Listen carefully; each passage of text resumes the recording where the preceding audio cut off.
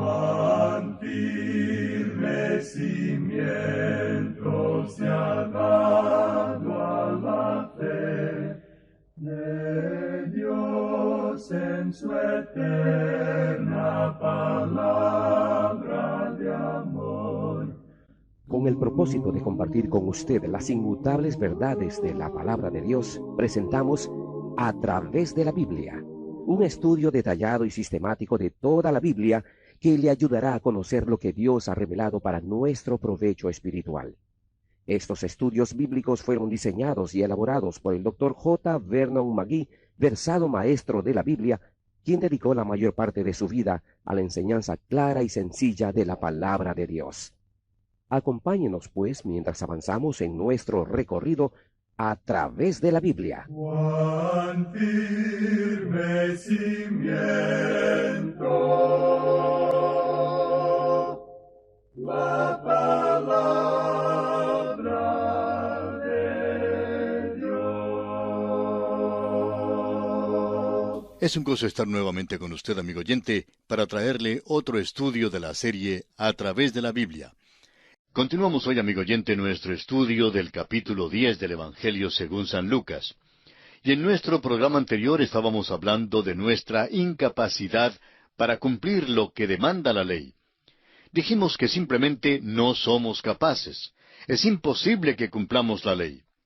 ¿Recuerda usted que citamos las palabras del apóstol Pablo en su carta a los Romanos, capítulo 8, versículo 3, y que las tomamos de la paráfrasis del Nuevo Testamento?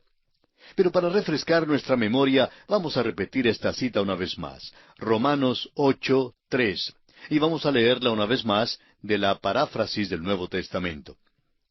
El apóstol Pablo dice pues en su carta a los Romanos, capítulo 8, versículo 3, «El conocer los mandamientos de Dios no nos arranca de las garras del pecado, porque, fíjese bien, no podemos guardar la ley ni la guardamos». Pero Dios, para salvarnos, puso en vigor un plan diferente. Envió a su propio Hijo con un cuerpo humano igual en todo al nuestro, salvo que no era pecador. Y al entregarlo en sacrificio por nuestros pecados, destruyó el dominio del pecado sobre nosotros. En otras palabras, lo que era imposible para la ley, Dios lo ha cumplido enviando a su Hijo para salvarnos del pecado. Pero no solo eso, sino que también nos ha enviado su Santo Espíritu para habilitarnos, para capacitarnos, de manera que podamos vivir la vida cristiana. Es imposible que un ser humano en sus propias fuerzas pueda cumplir con todo lo que requiere la ley. Si este abogado que vino a Jesús hubiera sido honesto, sin duda alguna habría admitido su incapacidad, su imposibilidad de cumplir la ley. Le hubiera dicho a Jesús, «Maestro, mira, me pasa lo siguiente. He tratado sinceramente de guardar la ley. Me he esforzado por amar a Dios con todo mi corazón, con toda mi alma, con todas mis fuerzas. He tratado sinceramente de amar a mi prójimo como a mí mismo. Pero a pesar de todo eso, encuentro que no puedo hacerlo. He fallado miserablemente. Por eso es que todavía no he recibido la vida eterna. Hasta ahora no he podido encontrar un modus operandi, por decirlo así, una manera cómo poner en práctica estos principios de mi diario vivir. Todo lo que la ley ha hecho por mí ha sido revelar mis propias debilidades y faltas. Hasta ahora la ley ha sido todo menos un instrumento de salvación. Pero en lugar de ser honesto, en lugar de decir algo parecido, este joven abogado que vino a Jesús trató de evadir su propia responsabilidad en el asunto y trató de pasar por alto su incapacidad para cumplir la ley. Trató pues de argumentar con el Señor diciéndole, «Bueno, ¿y quién es mi prójimo?». Una frase muy parecida a la usada en el caso de Caín y Abel. Pues como usted recordará, Caín, después de asesinar a su hermano, trató de evadir su responsabilidad, su culpabilidad, diciendo, «¿Soy yo acaso guarda de mi hermano?». Este abogado empleó las mismas tácticas que usa el calamar en el mar cuando es atacado o molestado. Emite una sustancia parecida a la tinta que distrae a su atacante y oscurece el ambiente. En cierta ocasión un hombre que se había casado 2 veces y se había divorciado otras tantas, vino a consultar a un predicador. Bueno, en realidad se había casado ya 3 veces, pues estaba viviendo con su tercera esposa. ¿Y sabe usted qué fue lo primero que este hombre preguntó al predicador? ¿Dónde encontró su esposa Caín? Ahora el predicador dice que tuvo muchos deseos de responderle, ¿y usted dónde encontró la suya? Porque esto era de mucha más importancia que cualquier conjetura sobre cómo Caín había encontrado su esposa. Bueno, Jesucristo respondió la pregunta de este joven, y su respuesta es lo que ahora conocemos como la parábola del buen samaritano. Es una historia simple, una historia tan conocida, que casi consideramos redundante contarla otra vez. Pero como estamos estudiando la Biblia, vamos a considerarla una vez más, y quizá encontremos algo nuevo al considerarla otra vez. Vamos a leerla juntos. Comienza aquí en el versículo 30 del capítulo 10 del Evangelio según San Lucas, y vamos a leer hasta el versículo 32. Respondiendo Jesús dijo, un hombre descendía de Jerusalén a Jericó, y cayó en manos de ladrones, los cuales le despojaron, e hiriéndole, se fueron, dejándole medio muerto. Aconteció que descendió un sacerdote por aquel camino, y viéndole, pasó de largo. Asimismo un levita, llegando cerca de aquel lugar, y viéndole, pasó de largo. Y aquí quisiéramos interrumpir esta historia por un momento, para decir que este abogado era probablemente un levita, especialmente siendo que era alguien que conocía tan a fondo la ley mosaica. Podemos confiar que nuestro Señor, en su cortesía, no habría señalado públicamente a este joven aquí, pero creemos que esta referencia indirecta le afectó profundamente y de una manera muy personal. Sigamos ahora con esta historia y leamos los versículos 33 al 37 de este capítulo 10 de Lucas. Pero un samaritano, que iba de camino, vino cerca de él, y viéndole, fue movido a misericordia. Y acercándose, vendó sus heridas, echándoles aceite y vino, y poniéndole en su cabalgadura, lo llevó al mesón, y cuidó de él.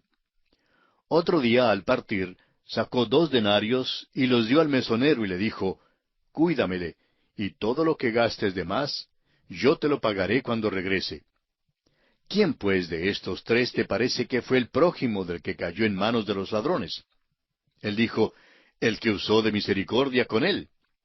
Entonces Jesús le dijo, Ve y haz tú lo mismo.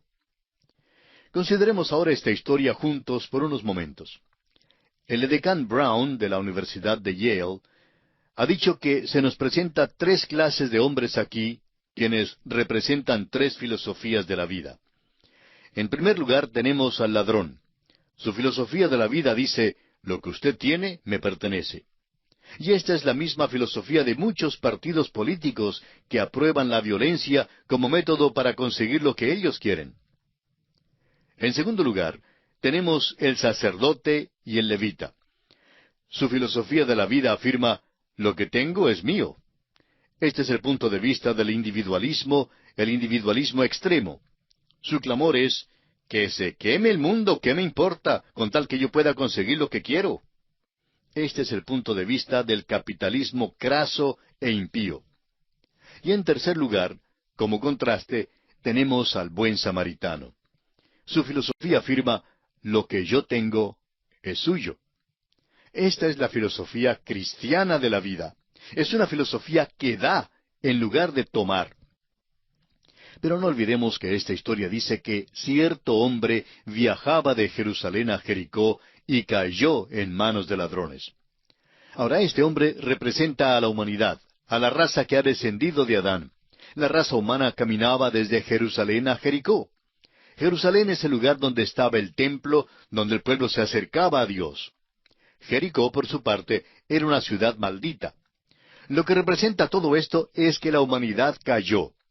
La humanidad se hallaba desvalida, desesperada, sin poder salvarse. La raza humana estaba muerta en delitos y pecados. Este hombre que había caído en las manos de los ladrones estaba medio muerto. Los ladrones son un cuadro del diablo, quien según leemos en Juan capítulo 8, versículo 44, ha sido homicida desde el principio. En cuanto a este tema, nuestro Señor Jesucristo dijo en Juan capítulo 10, versículo 8, Todos los que antes de mí vinieron, ladrones son y salteadores. Cuando la multitud vino para arrestar a Cristo, Él les dijo, en el Evangelio según San Mateo, capítulo 26, versículo 55, ¿Como contra un ladrón habéis salido con espadas y con palos para prenderme? Cada día me sentaba con vosotros enseñando en el templo y no me prendisteis. El diablo, amigo oyente, es ladrón. Y nuestro Señor Jesucristo fue crucificado entre dos ladrones. Esto es muy interesante, ¿no le parece? Luego se nos dice que cierto sacerdote pasó de largo ante este hombre que había caído en manos de los ladrones. Y este representa el ritualismo y el formalismo que no pueden salvar al hombre. Alguien ha dicho que la razón por la cual el sacerdote pasó de largo era porque vio que ya le habían robado al hombre todo lo que tenía. Luego vino un levita y él también pasó de largo. Y este representa el legalismo. Amigo oyente, ni el ritualismo, ni el formalismo, ni el legalismo pueden salvar al hombre. Luego pasó este samaritano. Y este samaritano representa a Cristo mismo, quien contó la parábola. Cuando ni el ritualismo, ni el formalismo, ni el legalismo o la religión pudieron hacer nada para ayudar al hombre, vino el Señor. Él es poderoso para salvar a los quebrantados de corazón. Él es poderoso para salvar al pecador que se halla medio muerto y perdido en delitos y pecados. Esta parábola tiene una aplicación muy práctica y directa en la vida de cada uno de nosotros. Cualquier persona a quien usted pueda ayudar, aquel es su prójimo. Ahora, esto no significa que solo el amigo que vive en la casa de al lado sea su prójimo. Todo hombre que necesite a Cristo es nuestro prójimo. Se habla mucho hoy en día en cuanto a proclamar el Evangelio en todo el mundo, pero en realidad no vemos que se esté haciendo un gran esfuerzo para lograr que todos los hombres conozcan a Cristo. Es como el jovenzuelo que galanteaba a cierta señorita. Ella vivía en el campo y él escribió una carta diciéndole, «Subiré al monte más alto por ti, nadaré por el río más profundo, cruzaré el mar más ancho por ti, y aún cruzaré el desierto ardiente por ti. Pero si no llueve el próximo miércoles, pienso venir a tu casa para verte». Amigo oyente, permítanos decir que hay muchos que se entregan totalmente a Cristo y a su labor, pero de esta manera. El mundo hoy en día es como el pobre hombre que cayó en manos de los ladrones y que necesita nuestra ayuda desesperadamente. El mundo necesita así a Cristo. Cristo no solo puede salvarnos de morir ahogados, sino que también puede enseñarnos a nadar. El ritualismo y el formalismo ven a la humanidad que se está ahogando hoy en día y le dicen, «Nade, mi hermano, nade». Pero el hombre no sabe ni puede nadar. Entonces viene el legalismo y el liberalismo y se entrometen y le gritan, «No se desespere, mi hermano, manténgase a flote». Pero el hombre, amigo oyente, no puede ni aún mantenerse a flote. Hay un himno que dice, «Mi Salvador en su bondad al mundo malo descendió, y de hondo abismo de maldad, Él mi alma levantó. Seguridad me dio Jesús cuando su mano me tendió. Estando en sombra, a plena luz, en su bondad me levantó».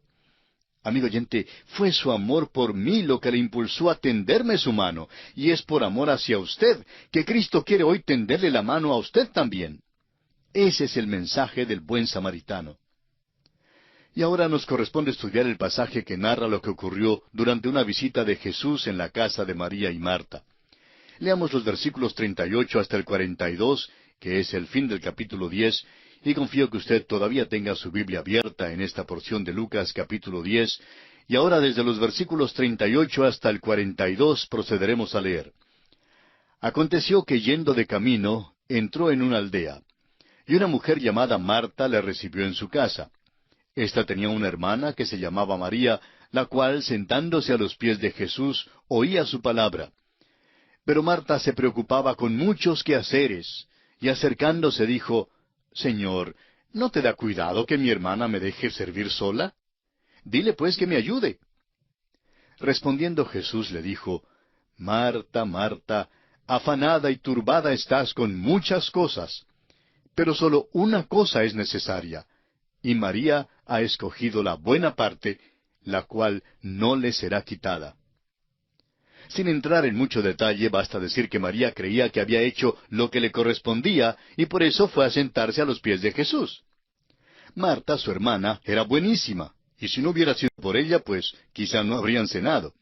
Sin embargo, se preocupaba demasiado y se puso muy nerviosa.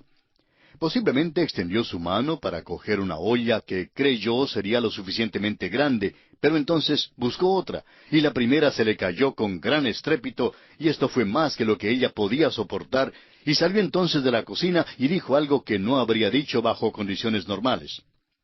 Nuestro Señor, por su parte, se portó de una manera muy benigna con ella, y le dijo suavemente, María ha escogido la buena parte. Amigo oyente, quizá usted está turbado y perplejo. ¿Se encuentra usted en una situación de la vida en que no sabe qué hacer ni a dónde ir? Entonces, amigo oyente, siéntese. Siéntese a los pies de Jesús. Lea su palabra y escuche lo que Él tiene que decirle. Jesucristo le ayudará en las tareas domésticas, le ayudará a fregar mejor los platos, le ayudará a barrer más limpio el piso. Cavará usted una mejor zanja, cortará mejor el césped y estudiará mejor su lección. Su trabajo en la oficina le será más fácil y hasta le será posible manejar mejor su automóvil. Simplemente tome un poco de tiempo, siéntese a los pies de Jesús y converse con Él. Haga como lo hizo María y escoja así la buena parte. Bien, y esto nos trae al final del capítulo 10 del Evangelio según San Lucas. Y llegamos ahora al capítulo 11. En este capítulo veremos que Cristo enseña a sus discípulos a orar. Veremos también que mientras Cristo echa fuera un demonio que era mudo, reprende a los fariseos blasfemos. También notaremos que Jesús indica quiénes son los que serán bienaventurados. Predica al pueblo y reprende la santidad fingida de los fariseos. Las dos parábolas acerca de la oración que aparecen en este capítulo son mencionadas solo por el Dr. Lucas. La mayoría de las parábolas ilustran una verdad por medio de la comparación, pero éstas ilustran ofreciendo contraste. El amigo persistente y el vecino soñoliento que no estaba dispuesto a abrir la puerta a la medianoche ciertamente no ilustran la renuencia de Dios en contestar la oración. Dios siempre está dispuesto a contestarnos y Él nunca duerme. Por otra parte, es un hecho que generalmente nosotros no somos lo suficientemente persistentes en la oración. En la segunda parábola, es un hecho que un padre humano nunca le daría a su hijo una piedra en lugar de pan. Dios no solo es tan bueno como un padre humano, sino que es mucho mejor. Repetimos, pues, que estas dos parábolas ilustran una verdad por medio del contraste. Comencemos ahora nuestro estudio de este capítulo, leyendo los primeros 4 versículos, donde Jesús enseña a sus discípulos a orar contando estas dos parábolas, la del amigo inoportuno y la del buen padre. Leamos pues los versículos 1 al 4 de este capítulo 11 de San Lucas. Aconteció que estaba Jesús orando en un lugar, y cuando terminó, uno de sus discípulos le dijo, Señor, enséñanos a orar, como también Juan enseñó a sus discípulos.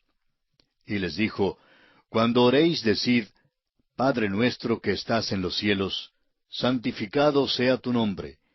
Venga tu reino, hágase tu voluntad como en el cielo, así también en la tierra. El pan nuestro de cada día, dánoslo hoy.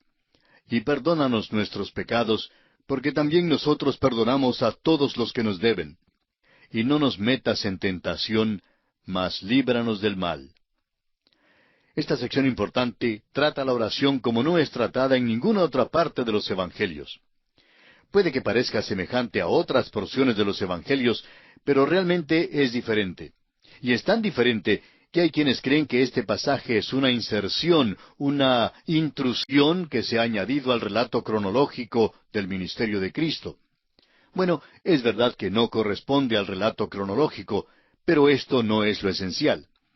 Este pasaje sugiere algunas inferencias muy interesantes. Su discípulo quería saber cómo orar porque había oído orar a Cristo. El hecho es que el Señor acostumbraba a apartarse para orar.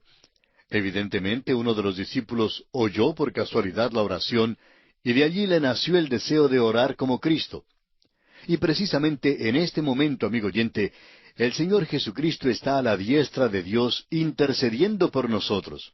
Así que todavía es una buena idea pedirle que nos enseñe a orar. Una petición muy apropiada sería, Señor, enséñanos a orar. Muchas veces en las experiencias de mi vida no he sabido cómo orar, y solamente he podido decir, Nuestro Padre Celestial. Y amigo oyente, esto es suficiente. Dios nos conoce y nos comprende. Notemos bien que este discípulo no pidió simplemente cómo orar. El Señor había predicado todo un sermón sobre este tema en su Sermón del Monte. Este discípulo no estaba pidiendo una técnica, ni un sistema, o una forma de arte, ni un ritual que seguir para poder orar debidamente. No se trataba de cómo orar, sino de enséñame a orar. Es decir, que él quería orar como Cristo oraba. Muchas personas recitan sus oraciones. Es como decir un amén al final del día cuando uno se prepara para dormir. Pero lo que necesitamos, amigo oyente, es que alguien nos enseñe a orar, no simplemente a recitar oraciones, sino a acercarnos realmente a Dios y a conversar con Él. Bueno, nuestro tiempo se ha agotado una vez más y tenemos que detenernos aquí, pero continuaremos este estudio, Dios mediante, en nuestro próximo programa.